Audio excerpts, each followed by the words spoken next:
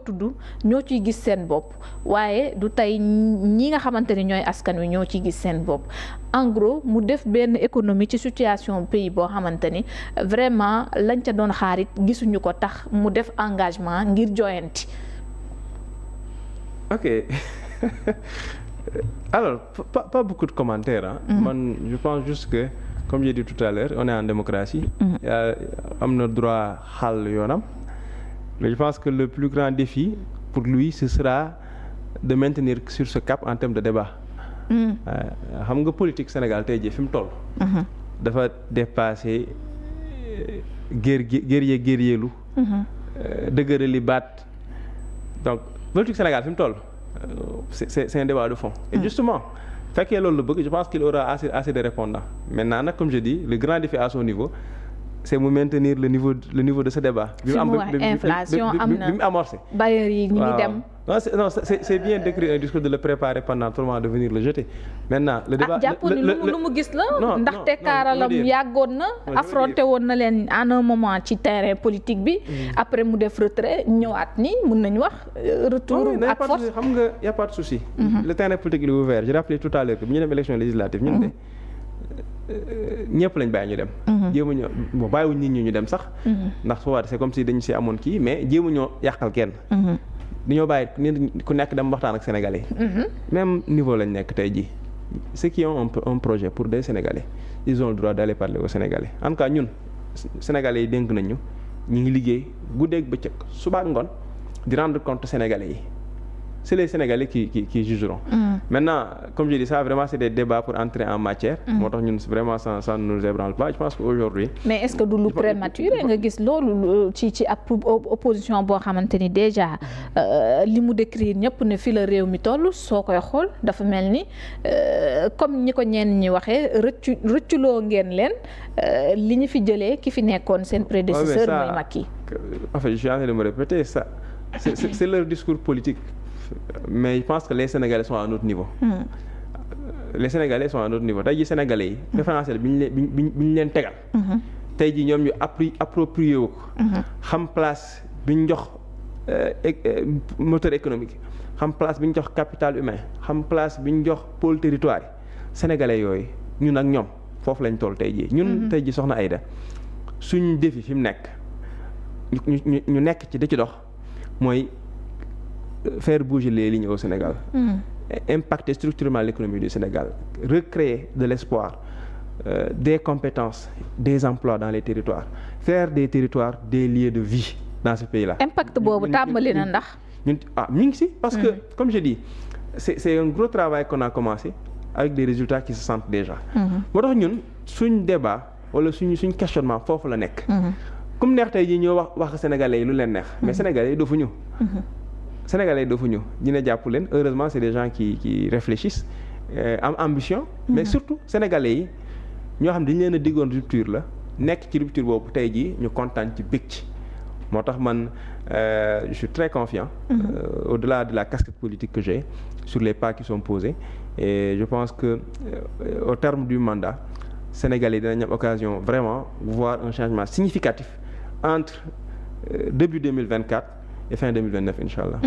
Alors ci beneen wàll ma junj ko balaa may dem kuréel bërëb bee nga xamante ni yaa ngi koy jiite.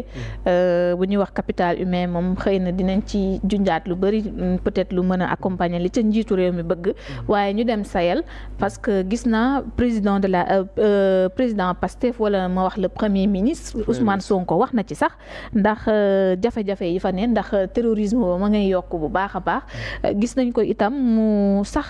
dénoncer maanaam lenteur yi nga am mooy am ci réaction donc ci boori régional bi alors boo jàngatee situation Sahel ak premier ministre ni mu waxee ni Sénégal engagé wu na ngir taxawu leen ban jàngat lañ ci mën a def it ndax vraiment ubbeeku lay doon tam pour suñu réew mi ak ñoom xanaa di rafetlu pas yi nga xam ne premier ministre mi ngi koy teg te pas yooyu nag nekk vraiment l'action du Sénégal en tant qu'État dans la région di rappeler Sénégal sa politique étrangère toujours dafa doon suivre logique cercle concentrique et ça depuis Maître Doudou Thiam et j'en profite pour lui rendre hommage parce que 25 mai passé ñu ngi doon fêter anniversaire Union africaine, OUA devenue Union africaine.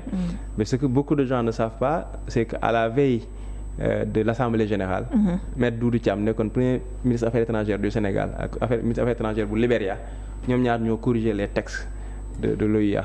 Donc pour dire que le Sénégal a toujours rayonné. Donc tey jii il est important que le Sénégal continue de rayonner. Et dans ces logiques-là, le Sénégal c'est des cercles concentriques. Le Sénégal a toujours dit ma priorité, ce sont mes rapports avec mes voisins immédiats. Oui. Ensuite ma région.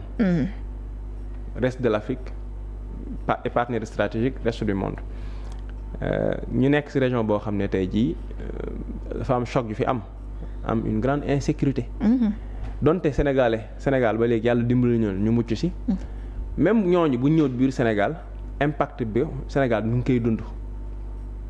donc li am solo mooy Sénégal ak rayonnement bi am ci démocratie ak autorités yu bees yi fi nekk aura bi ñu am cër bi ñu leen jox seen rôle ci ñaar la. mooy benn ñu fexe ba Sénégal gën a renforcer ay intérêt stratégique am te loolu bu ñu ko bëggee foog ñu waxtaan ak suñ dëkkandoo yi. bi ci des mooy Sénégal fexe ba li nga xam ne amoon na fi nekkoon ay acquis. xaw a jëm ci tànk yàqu Sénégal xool nu ñu ko defaree. moo tax l'action du président de la République d'abord. Ensuite le renforcement des actions du président de la République par le Premier ministre dans la sous-région. lu ñuy rafetlu la tey jii les pays de l'Alliance des États du Sahel Mali Burkina Niger ay pays loo xam ne Sénégal mënut a croiser les bras. ak lu mën a xew ci jafe-jafe tey jii responsabilité. La responsabilité du Sénégal c'est de recoller les morceaux au profit de la communauté africaine et au profit du Sénégal et de ses intérêts. Et je pense que tey jii les pas qui sont posés sont des pas yu am solo on a vu CEDEAO ak AES. tàmbali nañu waxtaan. C'est important. waaw ce dialogue bien sûr c'est le normal des choses mais tant que yi Sénégal jug di ko dox dafa am solo parce que je pense que tey jii légitimité bi ñu am ñun. néew na nga gis ku ko am ci Afrique de l'Ouest ngir mën a dox tànk yi. voilà et heureusement aussi que. te ni ñu ko sasee woon njiitu réew mi ngir mu xool ni mu piloté li nga xamante ni moo di waxtaan bi ngir dellu si mën a am surtout ñetti dëkk yooyu beddeeku woon ci CEDEAO. dañ ko sas amaana du lépp lañ ma wax dañ ko sas mais teewul ne gis nañ ne yeneen réew yoo xam ne jéem nañoo foqati rôle boobu. c'est normal parce que réew mu nekk day xool noo taxawee. ci mën a positionné moo tax Sénégal rythme bi mu jël ni mu ko engagé. effort yi ñu ciy def nii day wane rek ne am na engagement ferme bu autorités yi jël sur les deux aspects je le rappelle à la fois pour les intérêts stratégiques du Sénégal qu'il faut dire mais ensuite en termes de rayonnement et de rôle de leader que le Sénégal peut incarner parce que aujourd'hui ni ma ko waxee on a les arguments on a des leviers qui nous permettent de jouer ce rôle-là.